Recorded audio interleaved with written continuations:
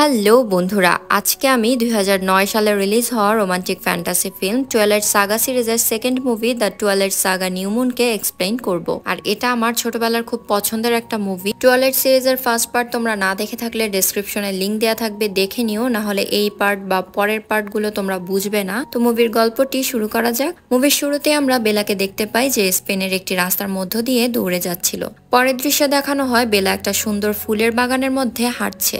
সেখানে সে এডওয়ার্ডকেও দেখতে পায়। সে এডওয়ার্ডের কাছে যায় আর তারা দুজন মিলে সামনের দিকে হাঁটতে শুরু করে। তখন বেলা এক বৃদ্ধ মহিলাকে দেখতে পায় যে বেলা ও এডওয়ার্ডের দিকেই আসছিল।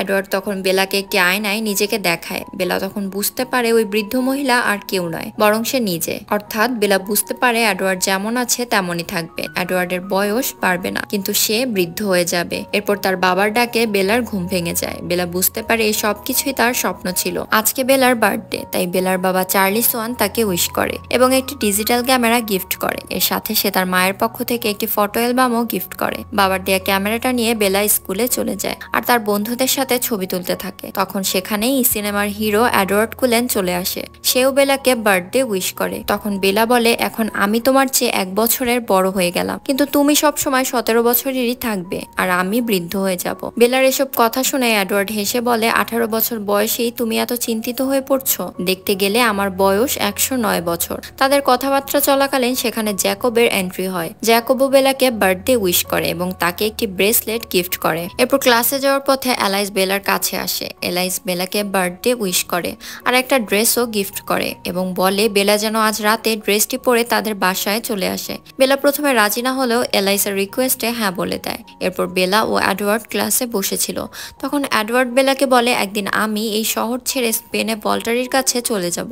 এডওয়ার্ড তখন ভল্টারি সম্পর্কে বেলাকে জানায়। ভল্টারি হলো ভ্যাম্পায়ারদের সাম্রাজ্য, যেখানে সব ভ্যাম্পায়াররা থাকে এবং তাদের কিছু নিজস্ব নিয়ম কানুনও রয়েছে। যারা এইসব নিয়ম কানুন অমান্য করে তাদের জন্য শাস্তি রয়েছে। পরের দৃশ্যে আমরা দেখতে পাই সন্ধ্যাবেলায় বেলা রেডি হয়ে এডওয়ার্ডের সাথে তার বাসায় যায়। সবাই বেলাকে পেয়ে খুবই খুশি হয়।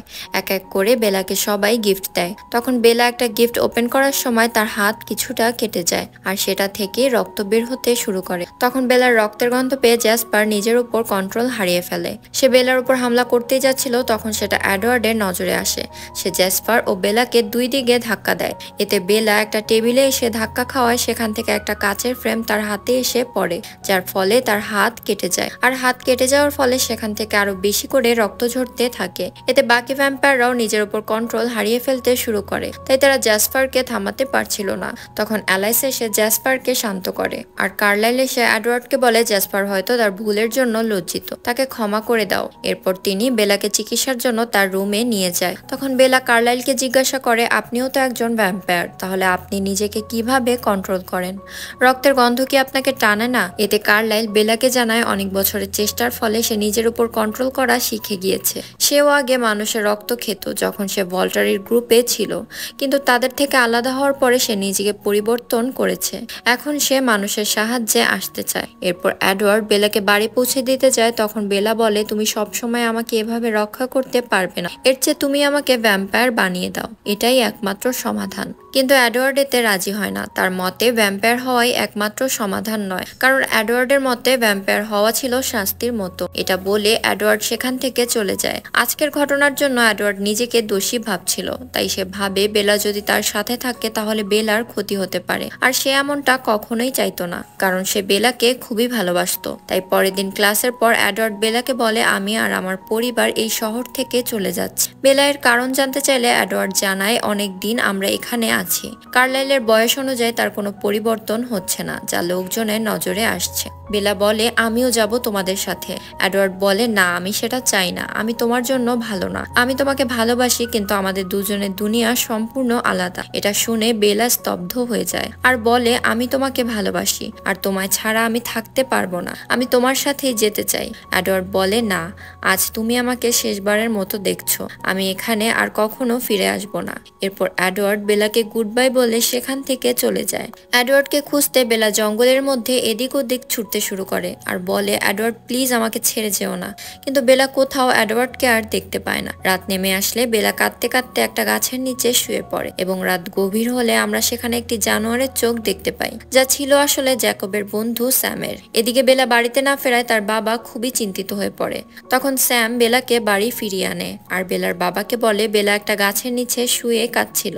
বেলা এডওয়ার্ডকে খুবই ভালোবাসতো, তাই সে কিছুতেই তাকে ভুলতে পারছিল না। এভাবেই মাসের পর মাস কেটে যায়। বেলার অবস্থা দিন দিন খারাপ হচ্ছিল। সে রাতে ঘুমাতেও পারতো না। ঘুমের মধ্যেও সে ছটফট করত এবং চিৎকার করত এবং অ্যালাইসকে সে প্রতিদিনই মেইল করত, কিন্তু মেইলের কোনো রিপ্লাই আসতো না। এসব দেখে বেলার বাবা তাকে তার মায়ের কাছে যেতে বলে, কিন্তু বেলা জানায় সে এই ফর্ক শহর ছেড়ে কোথাও যাবে না। বেলার বাবা বেলাকে এই অবস্থায় দেখতে পারছিল না, তাই সে বলে তুমি তোমার ছোটবেলার বন্ধু জ্যাকবের সাথে কথা বলো, হয়তো এতে তোমার মন কিছুটা হালকা হবে। এডওয়ার্ড চলে গেছে, সে আর ফিরে আসবে না, তাকে নিয়ে আর কতদিন ভাববে। বাবার এসব কথা ইগনোর করে বেলা বলে আজ আমি আমার বন্ধুদের সাথে শপিং করতে যাচ্ছি। এটা শুনে বেলার বাবা খুবই খুশি হয়। সেদিন রাতের বেলা বেলা জেসিকার সঙ্গে শপিং করতে যায়। সেখানে কিছু খারাপ ছেলেরা বেলাকে টিস করা শুরু করে। এতে বেলার পুরনো কথা মনে পড়ে। সে ভাবে এডওয়ার্ড সবসময় তাকে রক্ষা করত। সে যদি ওই খারাপ ছেলেগুলোর কাছে যায় তাহলে হয়তো এডওয়ার্ড তাকে বাঁচানোর জন্য এখানে আসবে। এরপর বেলা সেই খারাপ ছেলেগুলোর দিকেই যাচ্ছিল। তখন সে এডওয়ার্ডের একটি ছায়া দেখতে পায়। এডওয়ার্ড বেলাকে সামনে এগোতে নিষেধ করে, তারপর অদৃশ্য হয়ে যায়। পরের দিন বেলা দুটো পুরনো বাইক নিয়ে জ্যাকবের কাছে যায় বাইক দুটো ঠিক করে দেওয়ার জন্য। জ্যাকব বেলার থেকে বয়সে ছোট ছিল, কিন্তু তার গায়ে ছিল প্রচুর শক্তি। সে একটা বাইককে একাই ট্রাক থেকে নামিয়ে নিয়ে আসে। এতে বেলা বেশ অবাক হয় যে একজন সাধারণ মানুষের গায়ে এত শক্তি কিভাবে এলো। এরপর তারা দুজন মিলে বাইকটাকে রিপেয়ার করতে শুরু করে। এরপর বেশ অনেকটা সময় চলে যায়। দিনের বেশিরভাগ সময় তারা দুজনই একসাথে কাটাতো। এতে বেলার মনের যন্ত্রণা ধীরে ধীরে কমছিল। জ্যাকব ছোটবেলা থেকেই বেলাকে পছন্দ করত, কিন্তু বলতে পারতো না। একদিন বেলা আর জ্যাকব রাস্তা দিয়ে যাচ্ছিল। তখন বেলা দেখে কিছু ছেলে পাহাড়ের উপর থেকে সমুদ্রের জলে ঝাঁপ দিচ্ছে। তখন জ্যাকব বেলাকে বলে ও হচ্ছে স্যাম। ও ভাবে এই এলাকাটা ওর, তাই আমার সাথে ওর ঝগড়া হয়েছে। বেলা বলে তুমি ওদেরকে অ্যাভয়েড করো। এরপর বেলা বাইক চালানো শিখছিল। তখনই তার এডওয়ার্ডের কথা মনে পড়ে, তাই সে বাইকের স্পিড বাড়ায় এডওয়ার্ডকে আবারও দেখার জন্য। আর সে এডওয়ার্ডের ছায়া আবারও দেখতে পায়। এতে সে বুঝতে পারে যতবার সে বিপদে পড়বে সে এডওয়ার্ডকে দেখতে পারবে। তাই সে এডওয়ার্ডকে দেখতে ইচ্ছে করে নিজের ওপর বিপদ ডেকে আনতে শুরু করে। এরপর বেলা ও জ্যাকব একদিন মুভি দেখতে যায়। সেদিন রাতে ফেরার সময় জ্যাকব বেলার কাছে যাওয়ার চেষ্টা করে। সে বোঝাতে চায় সে বেলাকে ভালোবাসে। বেলা বলে আমরা শুধু ভালো বন্ধু, আমি তোমাকে কোনোদিনও হারাতে চাই না। আমি এডওয়ার্ডকে ভালোবাসি আর তাই আমি তোমাকে ধোকা দিতে চাই না। তখন জ্যাকব বলে এডওয়ার্ডের জন্যই এসব কিছু হয়েছে, তাই না? আমি সবকিছু ঠিক করে দেব বেলা, আমি তোমাকে কখনো ছেড়ে যাব না, কোনো দিনও ধোকা দেব না। কিন্তু বেলা বলে আমি কোনো গাড়ি নয় যে তুমি আমাকে ঠিক করতে পারবে। তখন বেলার এক বন্ধু সেখানে এসে পড়ায় জ্যাকব রাগ করে সেখান থেকে চলে যায়। পরের দিন থেকে জ্যাকব বেলার কোনো ফোন আর মেসেজের উত্তর দিচ্ছিল না।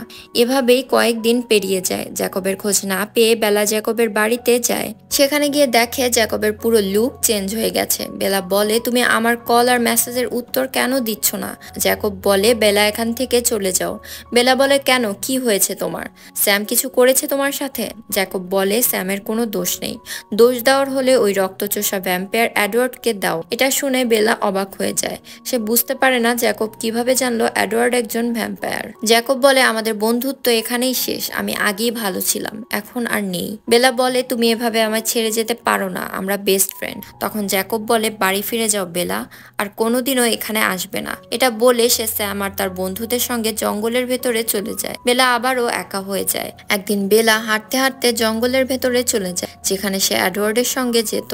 সেখানে লরেন্ট নামক একজন ভ্যাম্পায়ার আসে। এই সেই তিনজন খারাপ ভ্যাম্পায়ারের মধ্যে একজন ছিল। এদের মধ্যে জেমস বেলাকে মারার চেষ্টা করেছিল, কিন্তু এডওয়ার্ড আর তার ফ্যামিলি মিলে জেমসকে মেরে ফেলে। বেলা যেহেতু এখন একা, তাই লরেন্ট বেলাকে মেরে বেলার রক্ত খেতে চাচ্ছিল। তখন সেখানে কিছু ওয়ার ওলভস, যাদের বাংলায় লিখলে নেকড়ে মানব বলা হয়, আর এরা ভ্যাম্পায়ারদের শিকার করে। সেই ওয়ার ওলভসরা লরেন্ট নামক ভ্যাম্পায়ারটিকে মেরে ফেলে। এসব দেখে বেলা ভয়ে সেখান থেকে ছুটে পালিয়ে আসে। পরের দিন বেলা স্যামের কাছে গিয়ে বলে তুমি জ্যাকবের সাথে কি করেছো?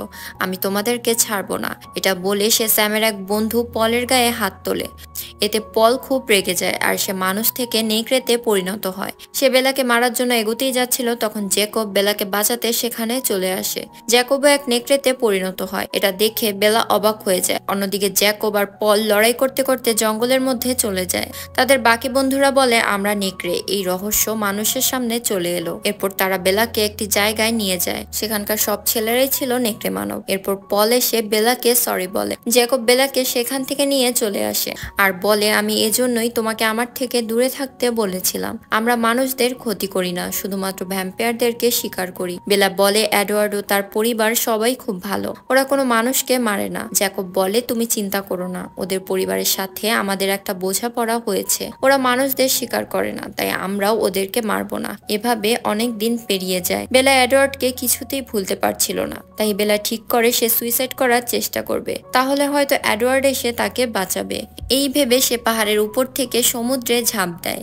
তখন একটা বড় ঢেউ আসে আর বেলা একটা বিরাট পাথরের সাথে ধাক্কা খেয়ে মাথায় প্রচন্ড আঘাত পায়। বেলা জলের মধ্যে ডুবেই যাচ্ছিল, তখন সে এডওয়ার্ডের ছায়া দেখতে পায়। ঠিক তখনই কেউ একজন তার হাত ধরে ওপরে টেনে তোলে। সেটা আসলে জ্যাকবই ছিল। জ্যাকব বেলাকে বাঁচিয়ে বাড়ি পৌঁছে দেওয়ার সময় তার কাছাকাছি আসে, কিন্তু বেলা তাকে আটকে দেয়। বাড়ি ফিরে জ্যাকব তখন ভ্যাম্পায়ারের গন্ধ পায়। বেলা তার গাড়ির সামনে এডওয়ার্ডের গাড়ি দেখতে পায়, তাই সে ভাবে এডওয়ার্ড ফিরে এসেছে।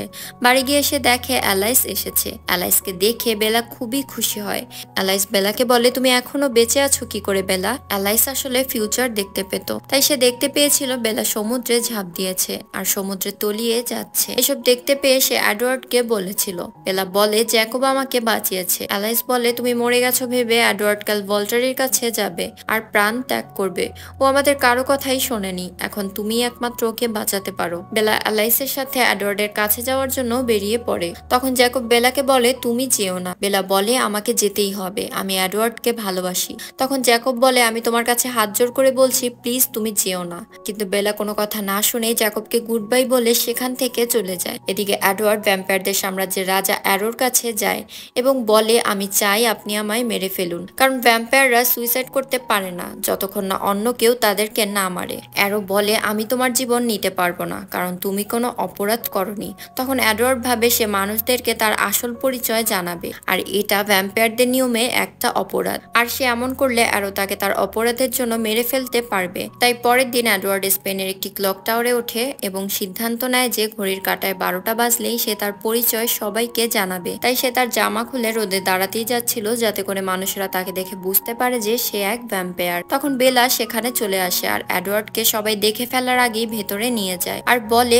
আমি বেঁচে আছি, তুমি কেন তোমার জীবন দিচ্ছ এডওয়ার্ড? এডওয়ার্ড বলে আমি তোমায় ছাড়া বাঁচতে চাই না। এরপর অ্যারো, অ্যালাইস, বেলা ও এডওয়ার্ডকে ডেকে পাঠায়। অ্যারো হাত স্পর্শ করে সবার মনের কথা জানতে পারত, কিন্তু সে বেলার হাত স্পর্শ করে কিছুই জানতে পারছিল না। এতে সে অবাক হয়ে বলে আরে বাহ, এর উপর আমাদের কোনো শক্তিরই প্রভাব পড়ছে না। কিন্তু সে মানুষ হয়েও ভ্যাম্পায়ারদের সব রহস্য জেনে গেছে, তাই একে মরতে হবে। এডওয়ার্ড ও অ্যালাইস তাদেরকে আটকাতে চায়। তারা এডওয়ার্ডকে মারতেই যাচ্ছিল, তখন বেলা বলে এডওয়ার্ডকে ছেড়ে দাও, ওর বদলে আমায় মারো। অ্যারো তাদের ভালোবাসা দেখে অবাক হয়ে যায় আর বলে তাহলে তোমরা কেন বেলাকে ভ্যাম্পায়ার বানাওনি? এই বলে সে বেলার রক্ত খেতে চায়।